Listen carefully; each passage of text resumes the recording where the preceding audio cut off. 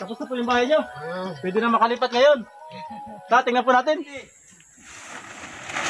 Yan. Okay.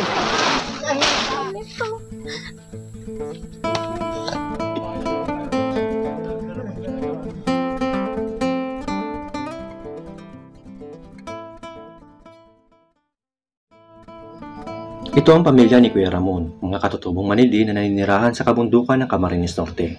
Payak ang kanilang paraan ng pamumuhay. Pinagkakasya nila ang wala pang 100 pisong kinikita ni Kuya Ramon sa pagkakabud at pagkukupra. Kaya naman madalas na niyog ang kanilang nagiging pamatid gutom. Nakakadurog ng puso iyon. Batid namin iyon dahil halos 3 buwan na kaming magkakapatid na pabalik-balik sa kanilang tribo. Sa tulong ng aming butihing mga sponsor, nakagawa na kami ng 4 na bahay, isang playground, isang public CR, drinking water at napakaraming ulit na naming nagdala ng groceries para sa kanila. Subalit ngayon, pamilya ni Kuya Ramon ang nais namin sorpresahin kaya... Maharang bibig na. Kaya daw ang unahing pabahayan bago sa Elvin. Ayos. Talagang sira-sira na ang maliit na bahay na kanilang tinutuluyan. Kaya naman walang pagsidla ng kanyang kagalakan nang sabihin naming pamilya niya na ang susunod naming gagawa ng bahay. Payak, maliit at simpleng mga bahay lamang ang kaya naming gawin para sa kanilang tribo. Subalit hindi na matatawaran ang kagalakang idinudulot ito sa kanila dahil sa paano man, mayroong nang magkukubli sa kanila sa masamang panahon sa kabundukan. Mayroon itong i-regalo sa inyo na halaman din. Iisa kayo. Sa ganitong paraan, sinusuklian nila ang mga ibinibigay sa kanila ng sponsor. Binibigyan nila kami na kung ano man ang mayroon sila. Bibigyan daw po tayo ni Renante ng saging. Hirap pati yan. Mga tanim niya.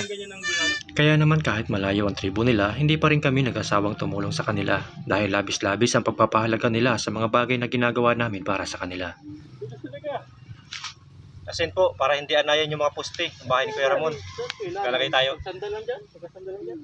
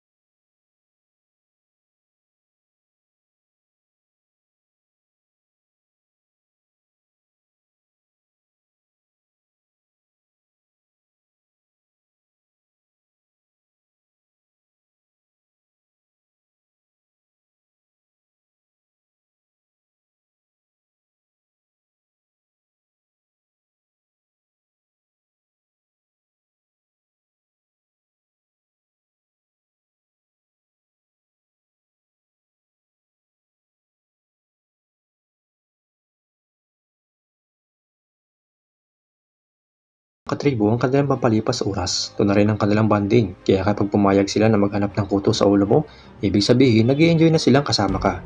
Kaya naman kahit simple, pinagbubuti namin ang mga bahay na ginagawa namin para naman mas makuha namin ang kanilang tiwala.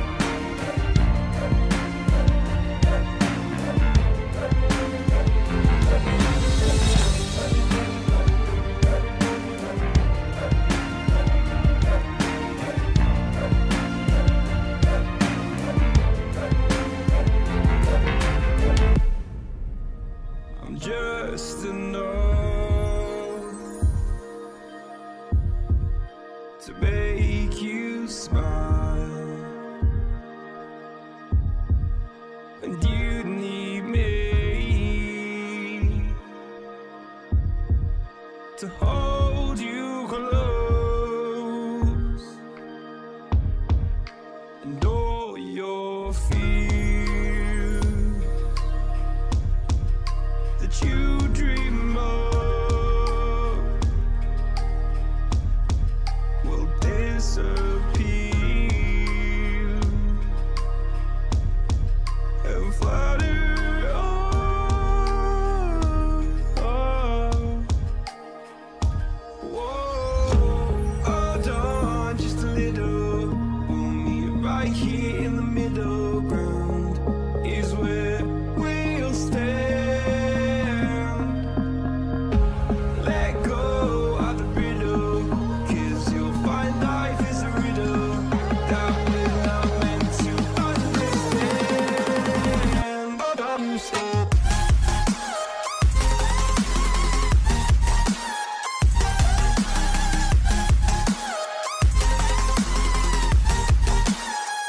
Hold on, stop.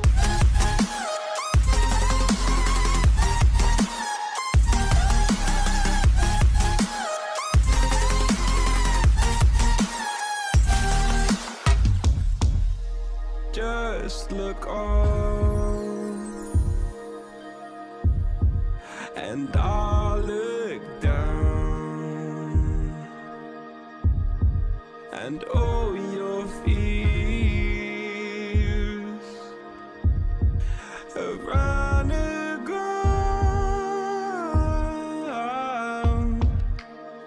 Then you said, all I ever wanted was to love like this. All I ever needed was to feel like something more than a closed door flat on the floor. I can offer so much more. All I ever wanted was to feel at ease. All I ever needed was to get up off my feet. 'Cause I believe in love. Hold on just a little. We'll meet right here in the middle ground is where we'll stand. Let go of the riddle. Po yung unang bahay na gagawin namin na may sliding. Lalagay po kami ng sliding window dito. Naman po ang kusina, Kuya Ramon.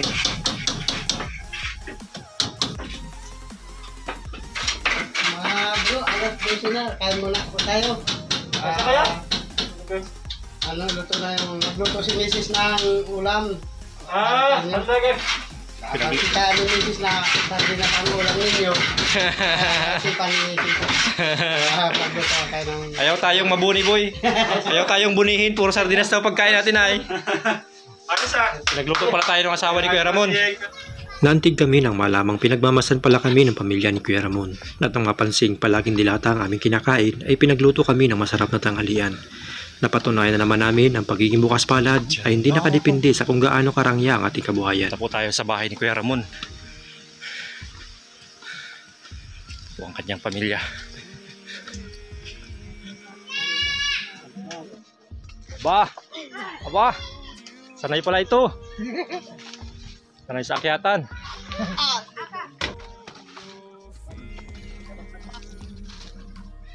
Kahit po tayo mga kawad. Habang kami masayang kumakain, sinabi namin na gusto rin naming turuan ang pamilya ni Kuya Ramon na mag-vlog. Dahil ayaw naman namin na matapos lang ang lahat ng aming pagtulong sa paggawa ng simpleng bahay para sa kanila. Siya nga pala yung ano ko sabi ko kaming dalawa ni Cap. Willing na willing kami talaga ni Cap na matutong mag-vlog. Kaya lang, ako nga ang wala akong pambiling cellphone na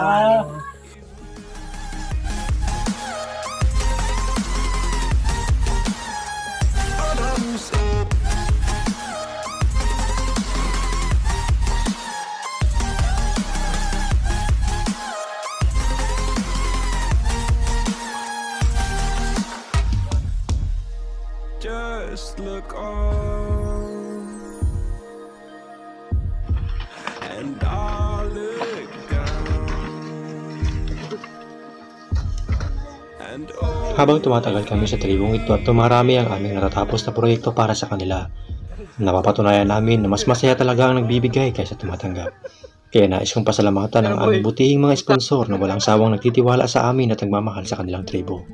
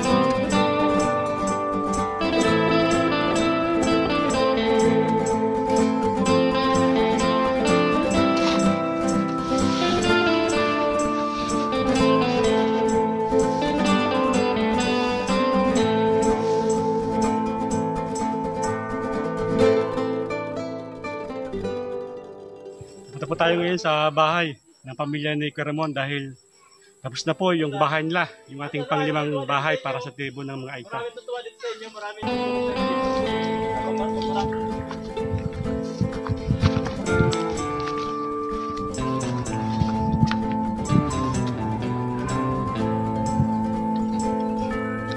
inyo. Tama-tama na si Kuya Ramon.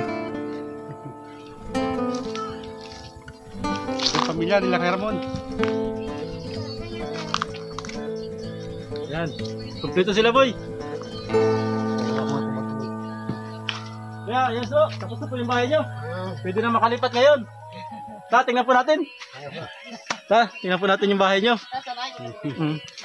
Pero gusto nang makalipat ng bahay nila Kuya Ramon Pwede dahil na po matulog doon mamaya. tumutulong na yung tubig dito pag umuulan.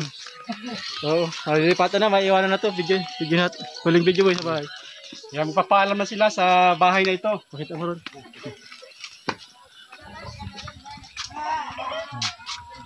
Ayan, talaga pong kailangan ng palitan po yung bahay ni Kuya Ramon.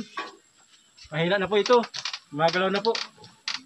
Buti na po at nayari na namin yung bahay ni Kuya Ramon. Salamat po sa inyo lahat mga kawild at sa aming sponsor.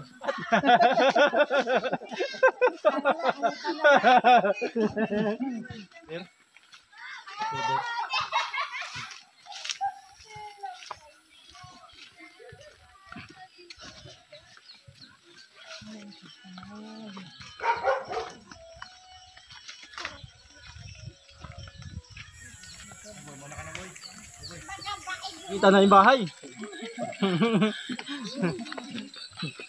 Nasa po siguro. Ano ito? Ito siguro. Sila po mga kawel. Lalo-lalo na po sa iyo, Ma'am Betty. Ito na po yung pamilya ni Kuya Ramon na pinagawaan nyo ng bahay. Ito na po yung bahay na ginawa namin. Ito po yung pamilya ni Kuya Ramon. Kuya, pakilala nyo nga po yung pamilya niya, Kuya. Asawa ko po si Marilyn, anak ko po si Jean, at saka po si Siren. Inaanak ko po sa Binyag. Anak ko po si Nanay Melinda po. Yan, ito po yung pamilya ni Kuya Ramon. Natitira po dito sa pinagawa ni Ma'am Betty. Pinagawa ni Ma'am Betty.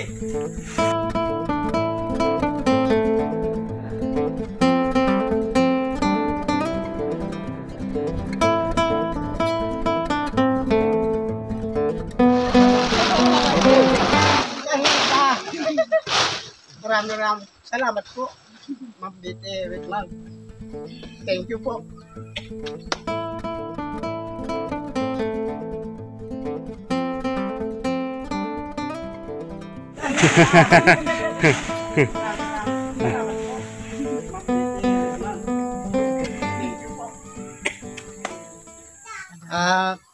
Maraming salamat po sa inyo, Ma'am Betty Whitman, dahil po kahit po papaano natupad po yung pangarap kong magkabahay at walang pagsidlan po ang aking kasiyahan para po dito sa bahay na ito na pinagawa niyo po. Maraming thank you po sa inyo lahat. Salamat di man di kamu kaigawan niyo kami minetong nito.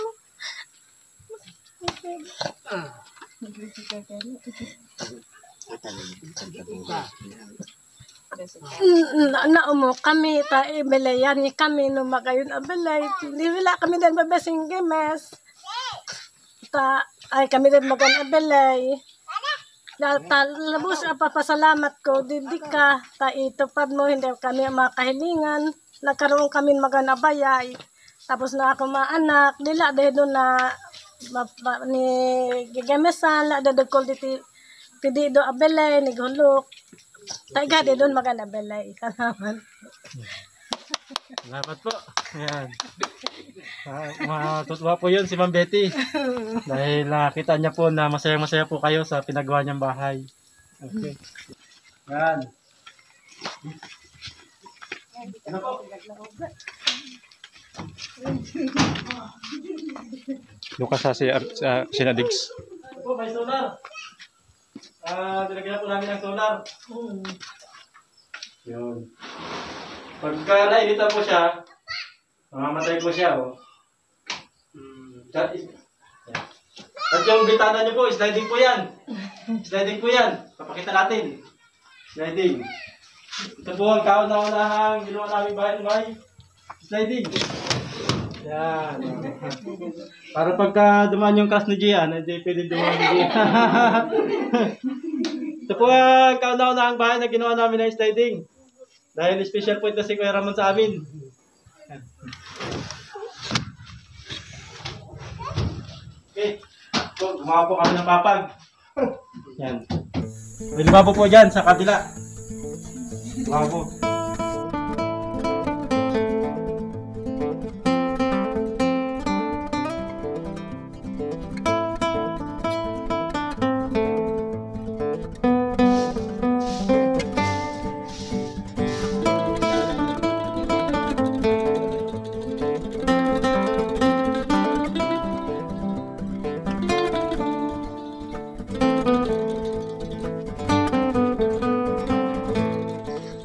Hello po.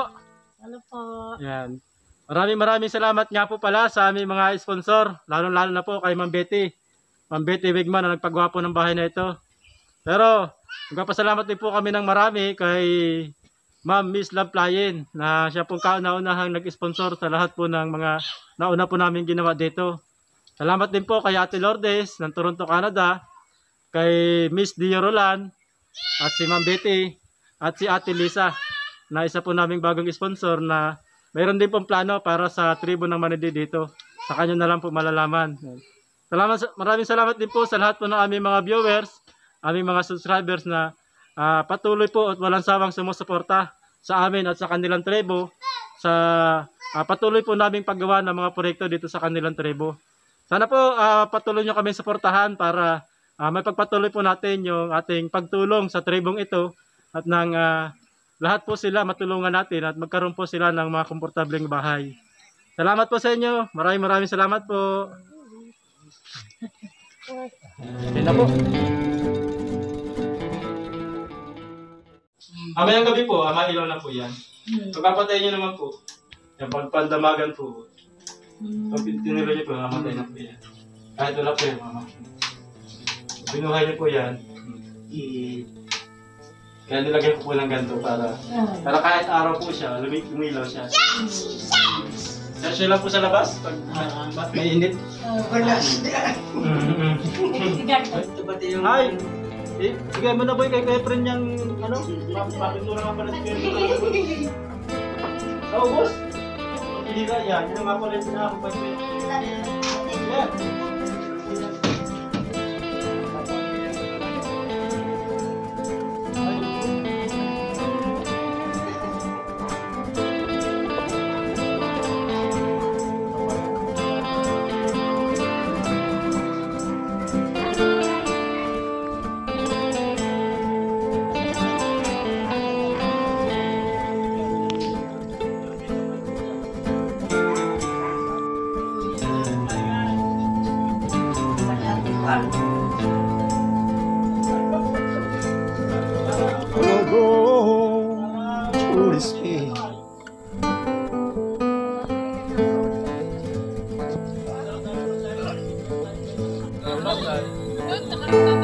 Isang dalawang kain pa yun. Ay, hindi lang pati yun, lalagyan pa ng ulam yun.